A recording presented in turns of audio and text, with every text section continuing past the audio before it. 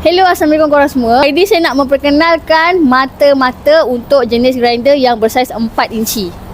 Kalau korang mencari untuk mata potong batu, korang boleh dapatkan yang ini. Pelbagai jenis brand yang korang boleh tengok. So yang ni ada brand Akoda, Bosun. Ini untuk kegunaan untuk memotong batu. Okay, kalau korang mencari untuk potong tiles, untuk dia punya diameter kan, dekat sini dia ada tunjuk tau. Dan yang ini kegunaan dia untuk tiles. So yang ini untuk potong kayu pula, ini daripada brand Akoda. So kalau untuk korang yang nak potong besi, korang boleh dapatkan yang ini. Dia punya saiz atau ketebalan dia sangat berbeza. Okay, tapi sama-sama untuk potong besi. Kalau korang nak gosok pula, korang boleh pakai yang ini. Untuk gosok, dia punya ketebalan macam ni. So kalau korang yang mencari untuk gosok-gosok dinding, korang boleh dapatkan yang ini. So dia ada dua brand kat sini, ada Magic Flap dengan Bossman. Lagi satu, kalau korang nak yang bagus sikit, korang boleh ambil yang jenis Akoda macam ni.